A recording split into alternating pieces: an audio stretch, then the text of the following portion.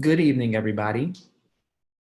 My name is Kenneth Cagnolati, and I'm the president of the Student Alumni Association. And I would like to welcome all of you guys to our speaker series. So today we have some really special guests today for our speaker series. So we have two alumni that have come to speak to you, and we'll just get right into it. Wait 1 minute.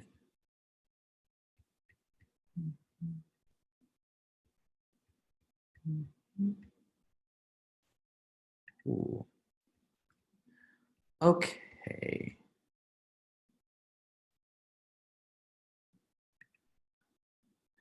So, for our first speaker, we have Derek Scott. Derek Scott is a 2016 graduate of FSU.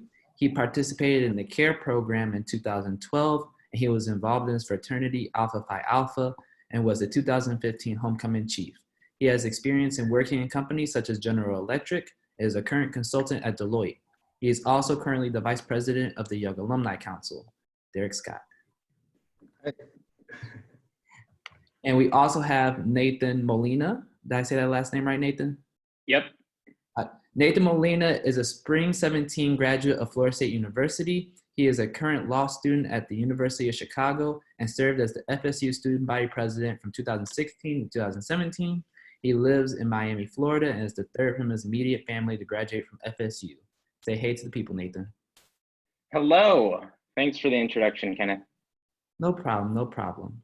So I'm gonna let you two take off and just start talking to the people. We have a lot of people signed in today, so this is really exciting. And yeah, you guys can go on ahead. Take it away, Nathan. All right, cool. So Derek and I are gonna talk a bit about transitioning to college, transitioning out of college.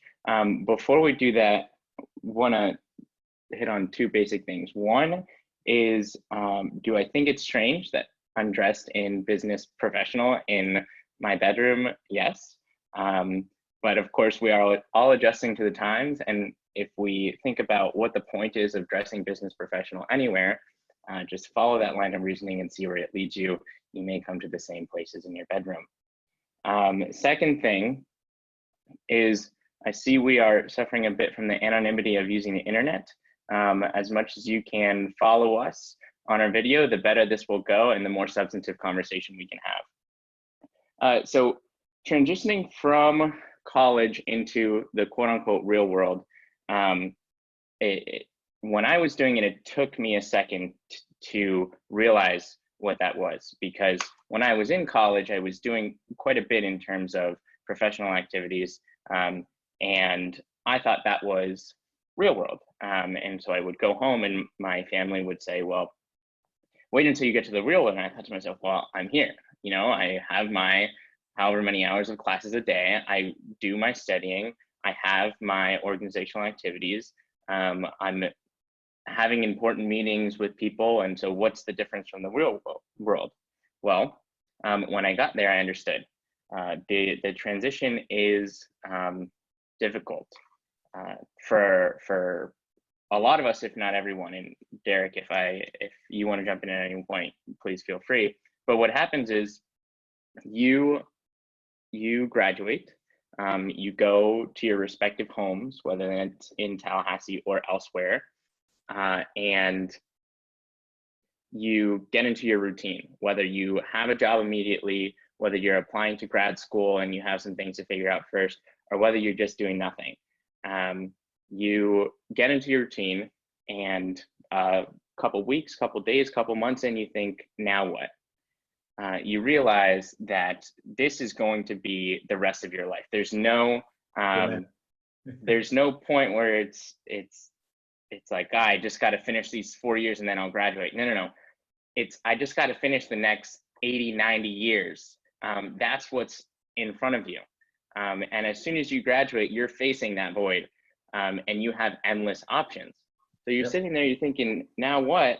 And you have all these options set out before you. And I think one of the things I want to talk about is what to do with those options. Derek, do you have something? Yeah, no, I think you laid it out beautifully. I I think the quick wake-up call was, for me at least, so for every background, Kenneth said that I started with General Electric and then I moved on with Deloitte. When I graduated from Florida State and started with General Electric, I moved from sunny Florida. I'm from Jacksonville, Florida. Shout out to anybody who's from Jacksonville on the webinar here.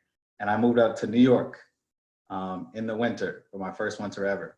And I was like, well, this is what life is. Like, it smacks you 7 ways a Sunday and wakes you up quick.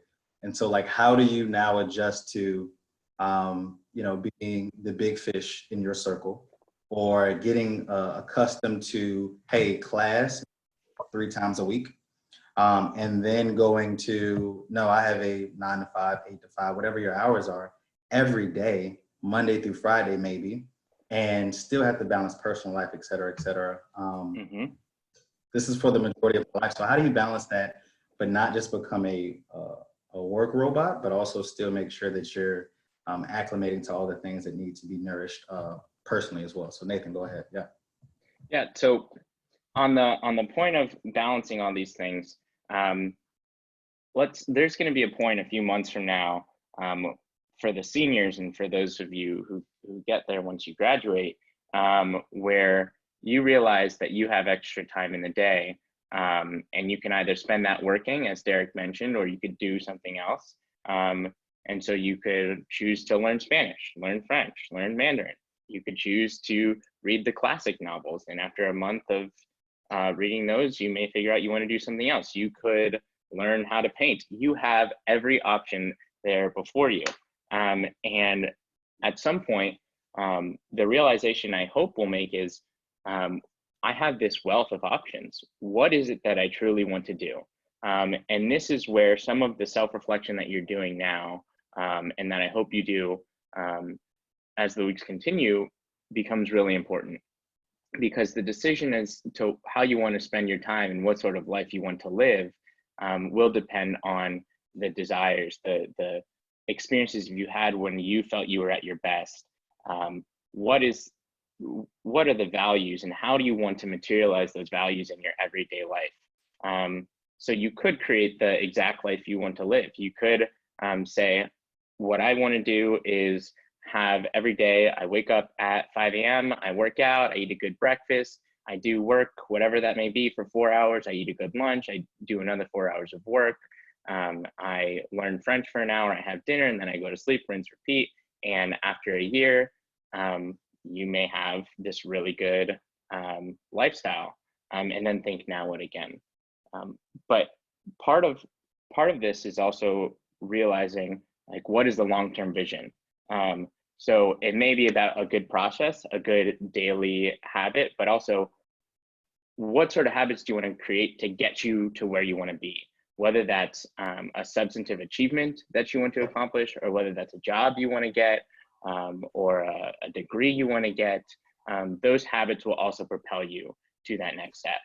And before you even go any further, Nathan, beautiful point that you talked about, like those goals. And so something that I did, and I think may be beneficial to those seniors who are starting out, even juniors, is, and Kenneth, who kicked us off, and I have a pretty good relationship, and this is something that I've asked him to do as well, and lay out those immediate goals that you have, right? If that's a year out, 5 years out, 10 years out, so that you at least have some type of foundation to build off of as you navigate through these early years of post-graduation, right? So if it's, hey, within 2 years, like, I want to become a subject matter expert in my job.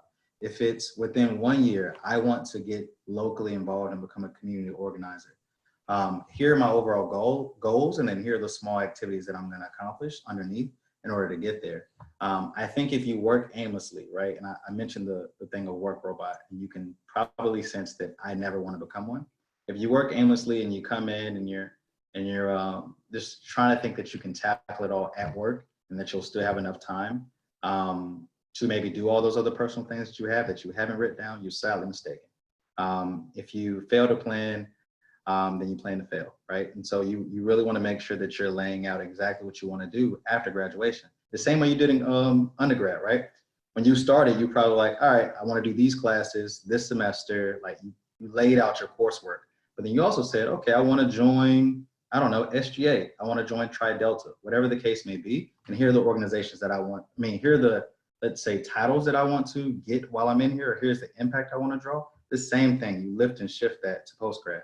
I want to be involved in this area by this time, and here are the small steps that I need to take. So great point, Nathan, great point. Just want to make sure that people are kind of thinking forward and aren't just living day to day. So I wonder if, Derek, we can get really practical here, and if we can come up with some recommendations on what we think would be really valuable things to do. So one of them you mentioned is goal setting. I think long-term and short-term. I hope we've all been exposed to the methodology of SMART goals. So we make our goals very practical and achievable. But another one I want to add to that list is read some books. Read some books that will help you expose you to new ideas and new ways of thinking and new qualities that you want to see in yourself. And a related point is about mentorship. Derek, you may have some thoughts on this too, but mentorship as you're transitioning out is going to be really important as well. I would agree. No, definitely. It's funny enough, I wish I could hold up my notebook as I'm writing feverishly. Finding a mentor, both formally and informally, is critical, right? What do I mean by that? So informal could actually be somebody that you've never met before, right? It can be Dr. Eric Thomas, right? Who's on LinkedIn, YouTube, and every other social channel that we have. And it's, how do I follow the life of this individual and try to figure out, hey, here's the mistakes they made. Here's also the successes that they had. And how do I model some of my life decisions after that, right? And getting advice indirectly, but then formally, right? Nathan's, great. He's in space law. I'm a law student. I'm also interested, in climate change and how space is going to be accessible in the future. And this is something I'm very interested in. Let me reach out to Nathan, right? About this. And that's simple as LinkedIn. Why is that important as you transition out? Quick Alumni Association plug. If you're moving to a new city and you're trying to figure out how to get acclimated in Atlanta, Georgia, and Nathan, by chance lives in Atlanta, Georgia, and he's also a part of your Seminole Club, it's like, hey, he has a connection from FSU, right? He's in my major, or at least, my field of work that I'm interested in being involved in. And now as I am, let's say, transitioning from college to either corporate or to nonprofit, et cetera, to entrepreneurship goals, I get to at least lean on the, let's say, wisdom of Nathan, some of the mistakes that he's made so that I don't make them as early, right? Or I can avoid them altogether. So I really, really can't stress enough the importance of mentorship as you go on, but not only mentorship, but followership. And that comes with time, but as Nathan is mentoring you, as Nathan is helping you go up, and you say 3-5 years from now, you look back and you see a Kenneth. Well, I need to make sure that my followership is good too, because I have to lift as I climb. I have to make sure that I'm pouring back in. I have to make sure that, the same thing that Nathan and I are doing now are pouring back into people. So step number one is finding a mentor. How do you do that? LinkedIn, your job. If you move to a new city, I promise you, your Seminole clubs, reaching out to the Alumni Association or ourselves on the Young Alumni Council to get connected into your city, and trying to figure out, how do I get connected with those individuals who are like-minded, one, who are either in my career field, or three, who I just respect and generally think that I can learn from. Yeah, and a lot of pain. Go ahead. So there's three there that we just mentioned. There's goals, setting some goals, long-term, short-term, finding some mentors, and reading some books. And as you start to develop this structure for how you want to proceed post-grad, you'll realize, and I'm going to use a diagram here, that you have all these separate things happening. Oh, let's see. How does this work? Can you see it? No. It's like the invisible cloak from Harry Potter. Yeah, there you go. Oh, this is how they do it. They use Zoom. Anyways, so the point is, you will have a series of items. There'll be your goals here, your books here, your mentors here, your graduate degree here, your job here.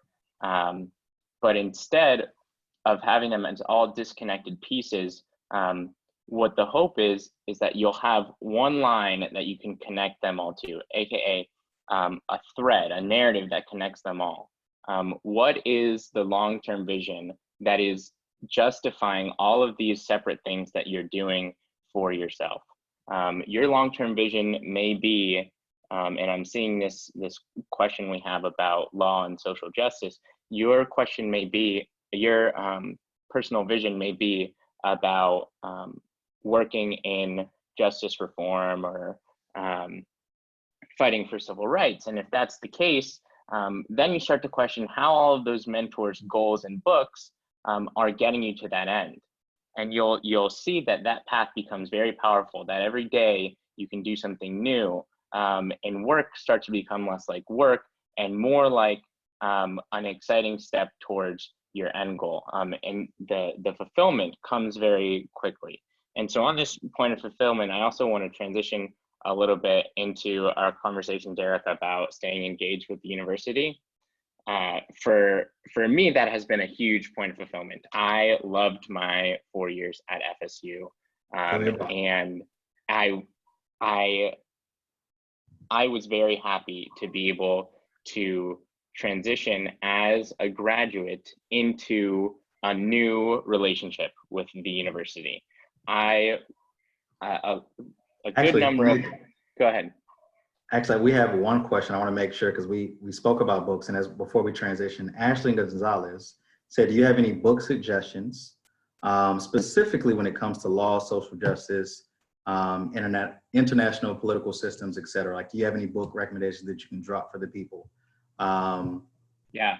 So as a quick background to that, when it comes to the specific points on law, social justice, domestic, international political systems, the pieces of it you'll be able to use in an argument. But I think before that, we need to talk about the broader understanding and the value systems that are in place there. And one book that I think helps solidify that understanding is called Identity by Francis Fukuyama. It came out either in 2019 or 2020. Very strong book, not too long either. Thanks for bringing that up, Derek. So on the point of transitioning to a new relationship with the university, Derek and I are both members of the Young Alumni Council, and we joined when the organization started in 2017. And so a good number of my friends have spoken to me about that sort of now what question that they were facing. So they began their jobs and they had very specific roles. And they thought to themselves, okay, I had a lot of fulfillment in my 4 years at FSU.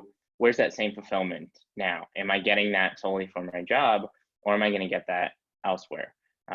For me, part of that fulfillment has come from my my relationship with FSU. If I can also talk about that on, like, quickly, just my relationship with FSU, and why I feel the need to stay connected now. So Florida State University, of course, gave me my opportunity to chase higher education, or excuse me, education after high school, by admittance through the Center for Academic Retention and Enhancement. People call it CARE. And so FSU took a chance on me, right? CARE took a chance on me. And the way that I look at it was, all 4 years, I continued to make sure that I didn't waste an opportunity. And I fell in love with the university. I fell in love with student government. I fell in love with the Black Student Union. I fell in love with Barton Gold Key, you name it. All the organizations I was a part of, I fell in love with it. Something as simple as saying hey to Miss Killings, right? Inside of the food hall. Things as trivial as walking on Landis and seeing, the various opportunities that were there. But I fell in love with Florida State, and I think that after graduating, it almost just made sense that if Florida State helped me become the man that I was, right? It helped me form my resume. It helped me find the jobs that I applied for. It helped me, gain this education and kind of stand on my own 2 feet. Why would I turn my back on it and not stay involved post graduation, right? There are still opportunities for me to give back continuously once I graduated. So if that's the Young Alumni Council, if that's the College of Business Alumni Board, if that's just something as simple as just mentoring a student, then so be it. I think this common narrative of, hey, I'm good, that was the past, that's no longer me. You're doing yourself a disservice, because I promise you, you'll find yourself, in a situation you're like, dang it, I really need help. And the resources are still available for you as a graduate, as alumni of Florida State University, through the Career Center, through different connections, as Nathan has touched. Florida State's doors are always open. It's on you to knock on those doors, right?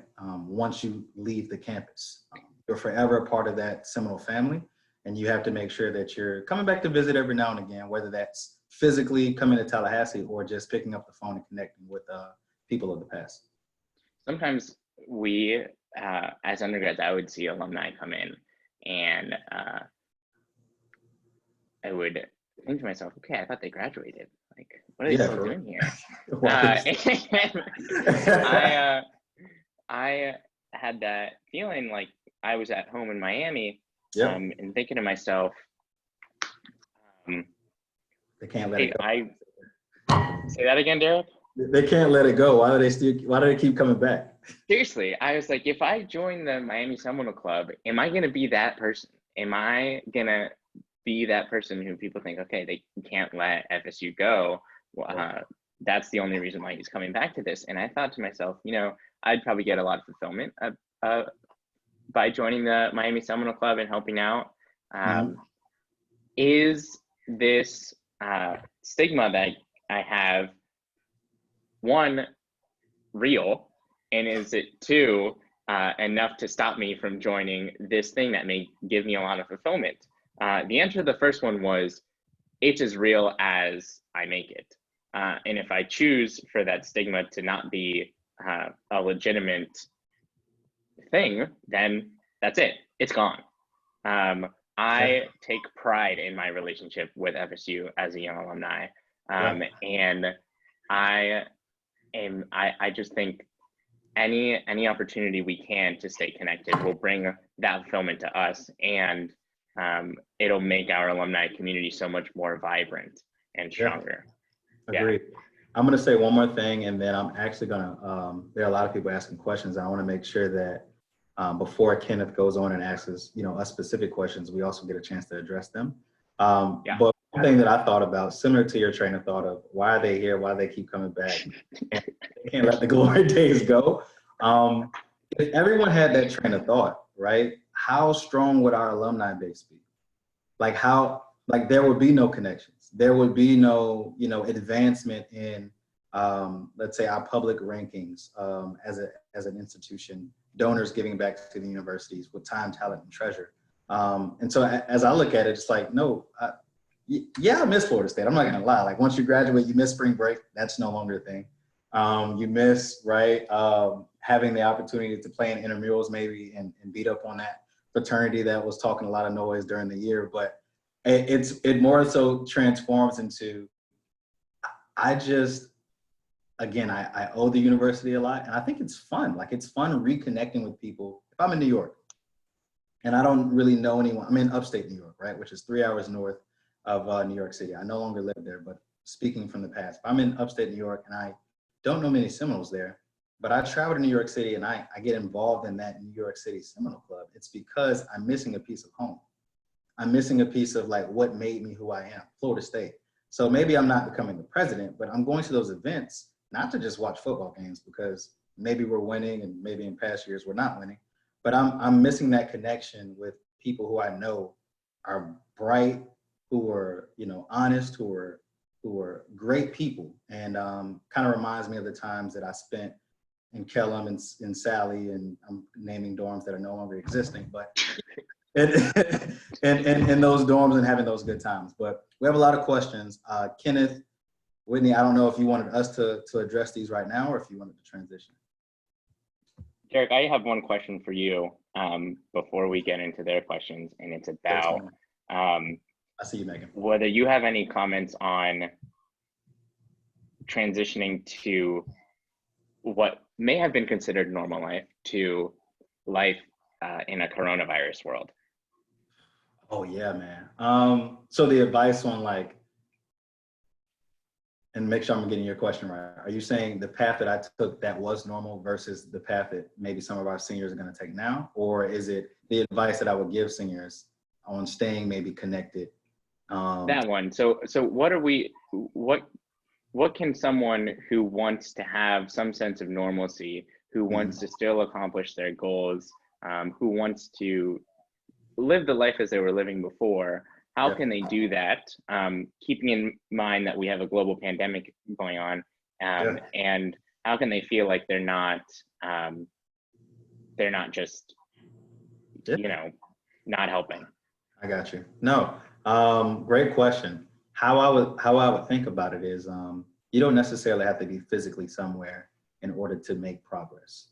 So I know right now a lot of you aren't physically on campus, um, meeting with your organizations, or heck, if it's a personal goal of, and I'm talking about like physical, if it's losing weight, Leach may not be accessible, but there's still out home workouts. So what I would say is, if you're writing down those goals, right, and you're saying, here's my 1 year goal, it's finding space within your home, or maybe if you go in your backyard, or like if it's an apartment complex, you walk outside and find you a nice piece of grass, pretend that's Landis, right? And you flip the switch and you almost put yourself in a different environment so that you're still actively seeking your goals and making progress towards them. An example for me personally, since I am also being impacted by the coronavirus, I travel Monday through Thursday for my work.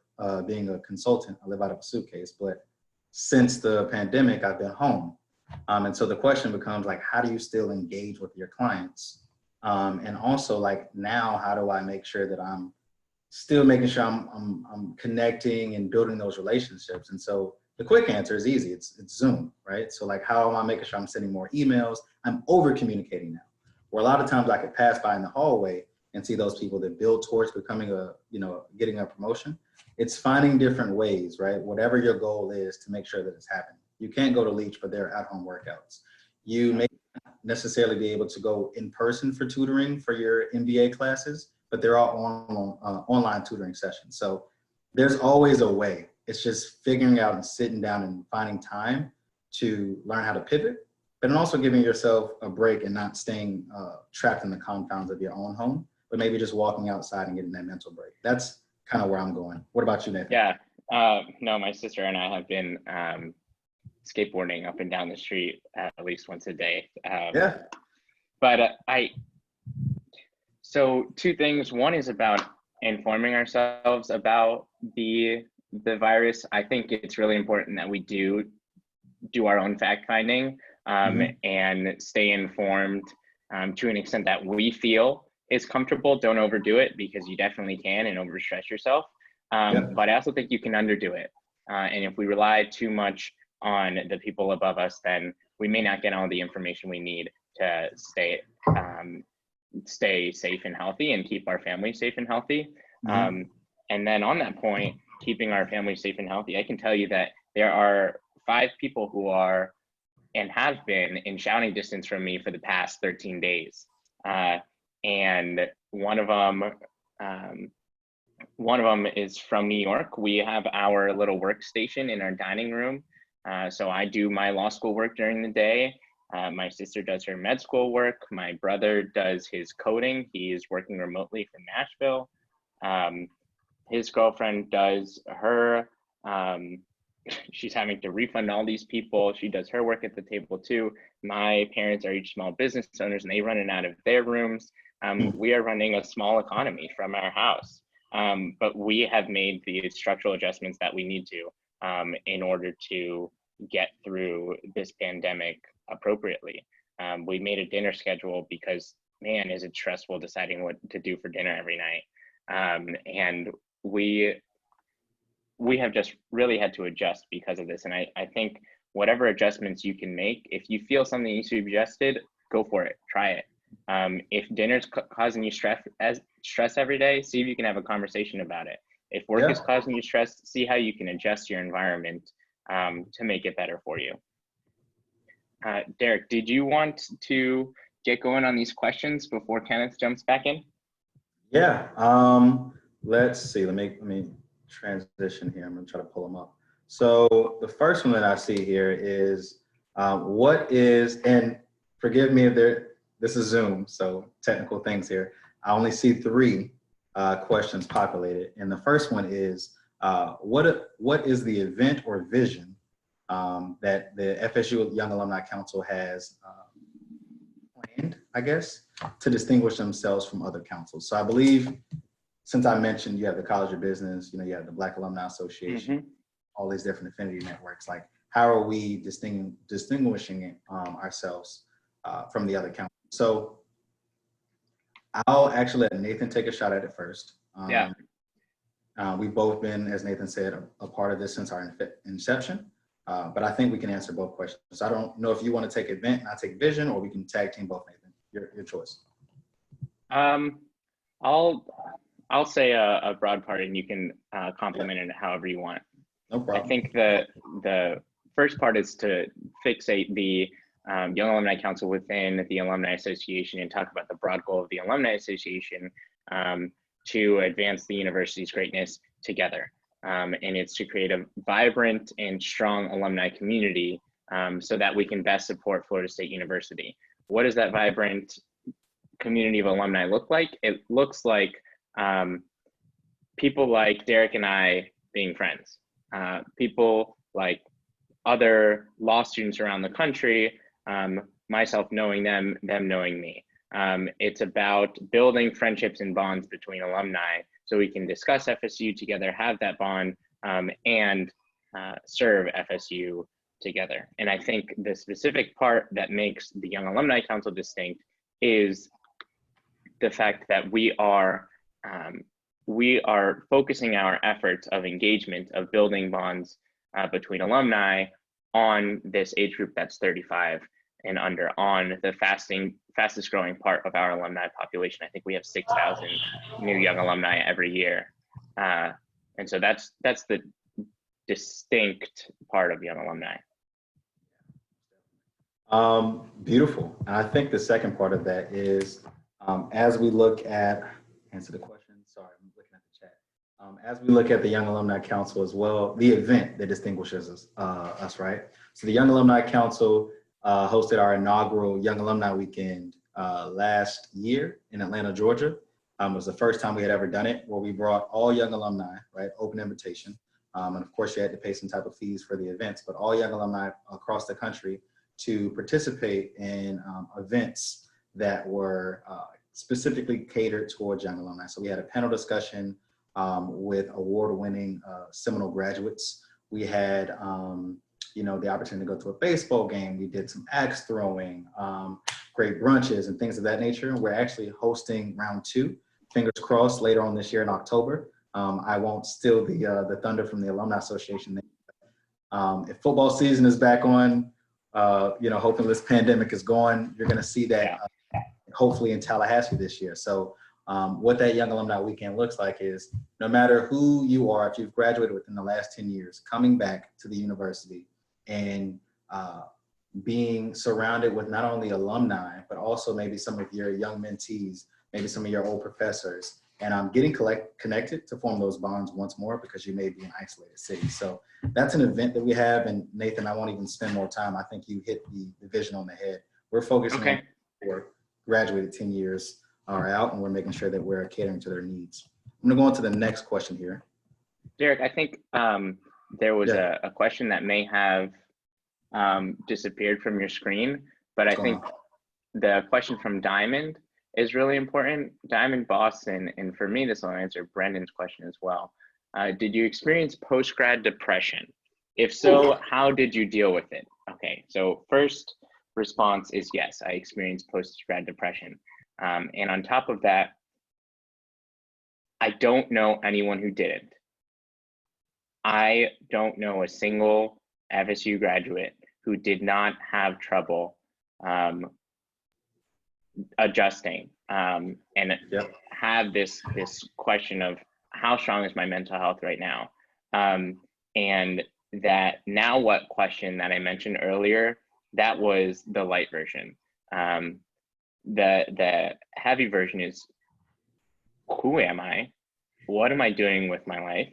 And what are the next 90 years going to look like? And that's heavy. At I think it's likely that many of you will experience it, but I don't think it's something that you should worry about working through, because I think you have the resources to do that. I think what happens is we realize that we're in this position where we've done this journey of schooling for so many years, and we may not have all the answers as to what comes next, and that is very difficult to face. And there may be a time, a week, a month, 2 months, a year, where you are having trouble dealing with these very difficult questions about life and what has been happening. And I think there will come a time where at bottom you realize, at least I know I am a human and there's value in that. And the question is, what do I want to do with that humanity? How do I want to treat the people around me? And how does how I treat those people influence what I want to do with my life? And as you start to work through that, you'll start to build momentum and move out of that very difficult groove you may land in. Yeah. I also want to touch on that. Yes, as Nathan said, I too experienced it. I don't know many people who didn't. And I didn't experience it directly when I graduated, because I had a job my junior year at an offer. So I'm like, I'm killing it. I'm good. When I was getting ready to transition, and I actually posted about this on LinkedIn, the thought of even switching jobs was paralyzing. Like, where am I going to go? Like, who am I? I've only known financial analyst life. I'm not happy here. Like, did I waste 4 years and X $1,000, at Florida State University on my education? Like, what am I going to do? The advice that I have to get over that, right, and how to kind of get out of that is, first, just get some air, right? Find yourself. It at least works for me. I'm a nature guy, so I want to get out outside of the house, outside of the confines of my apartment, wherever I'm at, and just get some air and breathe and be able to just be at one with my thoughts. The second thing that I would advise everyone who's on this call is escape the bubble of social media. If you can disconnect from social media at some point throughout your young professional life, as you transition out, and maybe even while you're in school, the impact you will see is great. Because one, it saves time, but comparison is the number one thief of joy. When you're comparing your life to other people's lives, you will obviously think, maybe I'm not as far as Nathan is in this area, or my body doesn't look as good as that, or maybe they're younger than me, but they're doing better in their career than I am. People post about the great things. They don't post about the fallings that they have, the shortcomings, the things that they're struggling with, the things that they are internally dealing with. So I would say escape social media. Don't compare yourself, to others, and really find value in what you have done. So that leads me to my next point is develop a list of the good things that have happened to you, either within the month, the week, etc. When you're focusing on those small things, right? Either those small goals or just like those small, I call them blessings, that come upon you in that time, you'll learn to be more grateful and have more gratitude. And there's a study that shows that gratitude links directly to success, right? And the last thing that I'll wrap up there is find whatever it is that you love, right? Not what you went to school for, just your major, but find what it is that you love and make time for it. So myself, I love youth development. That's why I'm doing this. I love speaking to people who are, let's call them classified as at-risk students, but also, just young professionals in general, and making sure that I have some type of impact in their lives. So find what it is that moves you, that is outside of work, that is outside of the degree that you had. And it may be just that, but find different ways to get involved so that you're still feeling fulfilled. And last but not least, there are many different resources.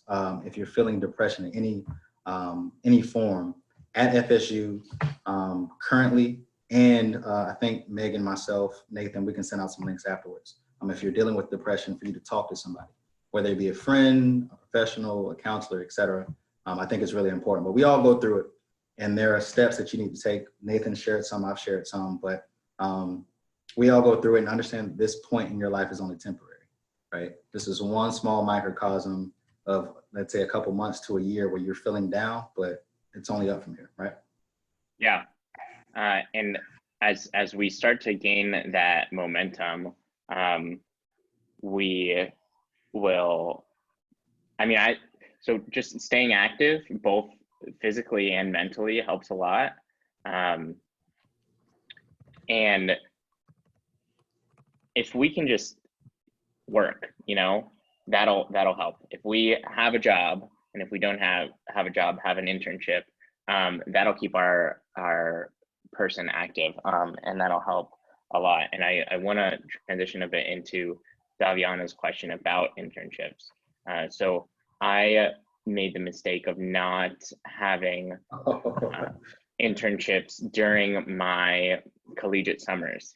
And I know if I did, I could have started my postgraduate career with a pretty killer job. Now I still landed in a decent spot, but those internships would have helped. What I did do is, as I was studying for the LSAT in the year after I graduated, I connected with an FSU student and an FSU graduate. The FSU student was an intern at an FSU graduate's political communications firm. And I went to work as an intern for them for a little while. And then I realized that this wasn't my career path. Instead, I wanted to work in the space industry, and I found an internship in the space industry that took me to Brussels in the European Commission. And a really interesting thing about that was the interns at the European Commission, they come from all over Europe, and they have like 30-year-old interns. And I'm thinking to myself, how would I feel if I was an intern at 30 years old? I would think like I missed the boat on getting a job. Like, what am I doing? But for them, that is the norm. And so I bring that up because I don't want at any point for us to think that as soon as we graduate, we should be making $90,000 a year. We still have a long way to go in terms of our professionalism, and internships really help with that, especially with hard skills. To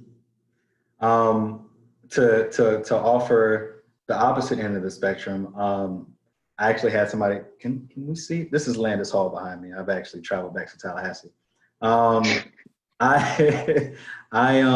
found out about internships actually when I was in Landis Hall during the summer 2012 when I got to Florida State University, and one of my care ambassadors was telling me about the importance of them. So by the summer of going into my sophomore year, so you call it freshman year was done, summer year started, sophomore year was about to start. I did my first internship with General Electric, and I did 3 in total. So each summer I was interning. And I did that through an organization by the name of Inroads. There's also SEO.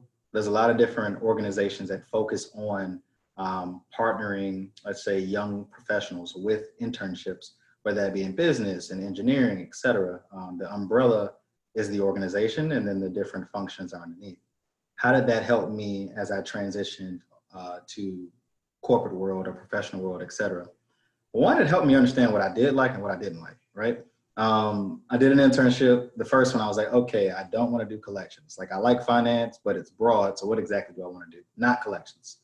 I also understood at an early age, how do you interact with individuals who may be a little bit older than you, from a different generation, different work style, something that they're not teaching you when you're in your classes. So if I'm an intern and I'm 19 years old, I'm 20 years old, I'm getting the opportunity to interact with 1, different managers, and 2, I'm also able to apply what I'm learning in the books to an actual internship. So, hey, here's an income statement, here's a balance sheet, right? Here's how I tie the numbers, but like, how does that really transition as I go into a work? Do I like this? Do I not like this? So the advice that I would give is definitely try to get some internships. If you can't get a paid internship or an official internship, shadow someone, sponsor someone. If you're a med student, there are medical facilities in side of Tallahassee. If you're interested in law, right? Going over to Pittman Law Group or whatever the case may be and trying to figure out, can I shadow you? Do you have internships? Really just knocking on that door and trying to create opportunities for yourself prior to graduating. Because 1, They could lead to opportunities where you have a full-time position, like I was blessed enough to have, but it also teach you, maybe I like this, maybe I don't like this. And there's some transferable skills there that will help you as you transition up into your professional life. So what I'm getting on the action points from that, Derek, is start interning or shadowing now. And to pair it back with something we were talking about earlier, if you can, pair that with the reflection that you're doing, and see how those internships and shadowing will fit in with your long-term vision. Definitely. Yeah, most definitely. Yeah. So I think Kenneth is joining us again. We'll give him a second. These are great questions, by the way. I'm glad you guys are asking these. Yeah. Thank you guys. If you guys have any other questions, please just like put it in the chat, and we'll make sure we get to all your questions. One question that I did have was, did you always know what you wanted to study or focus on academically, and how did you end up choosing your major? I'll take that first. So I knew I wanted to be in business. My stepfather had a business in Jacksonville, still does. And I was like, okay, I'm a business guy, so I'm gonna come and I'm gonna do international business. I had a big brain. I was like, I don't wanna just focus on, small domestic business or maybe even like for a local type of enterprise. I wanna do something grand scheme. Came to Florida State, international business is a certificate. So I said, entrepreneurship, I got that. Also a certificate. We understand that now those are majors. But I then said, okay, well, I'm good with math, right? So I was undecided for a minute. I was like, I'm good with math, business, finance. So I thought about it as finance for me is almost like a puzzle. If this business needs to become more profitable, more valuable, and 1 + 1 = 2, if I increase their value through their numbers, I'll probably be great. And this may be a little bit easier for me, but my grandfather also told me, if you learn how to balance your own finances and you learn the ins and outs, no one ever can take advantage of your pockets. So that's how I picked finance. It worked out well. I didn't care about the profit after, college or how much money I would be making. I really just want to say, am I going to have fun doing this? Does it seem like something I'm very much interested in? Does it go with the natural talent set that I have? And does that college at Florida State University have great professors? And all of those checked for me. So finance made sense. I took an assessment also in the Career Center, and my skill sets kind of leaned towards the business finance area. So that's kind of how I came up with my degree. For me, it was, what was I good at in high school? What did I enjoy? That was government. So I went into political science, the closest thing I could see to it. And later on, about 2 years in, I think I wanted to change to physics. And I realized I was nearly done with my political science degree, so there was no sense in that. But what I would recommend is doing the aptitude tests, like Derek just mentioned, and seeing what you're good at. Also seeing how those aptitudes align with your sort of long-term vision. If you could do anything, what would you do? What do you think would bring the most value to the world? And then check off what do I need to do now to make that happen? What do I need to be studying to make that happen? And then change your major to that, because you will be happy, because that is a very you thing to do. Yeah. That's all I got for that. Most definitely. Okay, so we ran out of time. We do have like more questions. We see you guys putting it in. We'll save all the questions and we'll get an answer to you. Any like leftover questions, but we are out of time right now. I would like to thank both of you guys for coming and speaking to the students. We really appreciated it. And yeah, I would like to thank both of you for spending your time, because I know time is valuable and time is precious. Of course. Yeah. Thanks for having us, Kenneth. Mm-hmm. Thank you. Definitely. Really enjoyed this. I don't know if you, Nathan, I'll do it. If anyone wants to reach out to me directly, if you have questions addressed, I see one about the social media question as well as organizations that were valuable. I can give out my email right now. And I can also, you can look me up on LinkedIn. That's Derrick, D-E-R-R-I-C-K, Scott, S-C-O-T-T, the second on LinkedIn. But my email that you can contact me out is D as in Delta, Scott, 1220@gmail.com. So either of those forms of contact would be great. I'm always loving to talk and communicate. Yeah, that's a great idea, Derrick. Emails Nathan M. Molina Comcast.net. There is an M before the first M, Nathan M. Molina at Comcast.net. And you can find me on LinkedIn at Nathan Molina. Please reach out because I see some of those questions that I think would be some pretty valuable discussions for us to have if we had more time. Yeah. Definitely. Like the organization question, the social media, like keeping it present. Yeah, I definitely like these questions, but yeah, reach out. Yeah, and it's definitely a weird thing to have this speaker series on Zoom, but we're doing the best we can. And I hope that we all found some value in it. I found a lot of value in hearing from Derek. I have quite a few points here, Mr. Scott. But thanks for tuning in. Thanks for having us, Ken. We will see you guys at the next Zoom speaker series then. Yeah. Thank you, guys. Take care.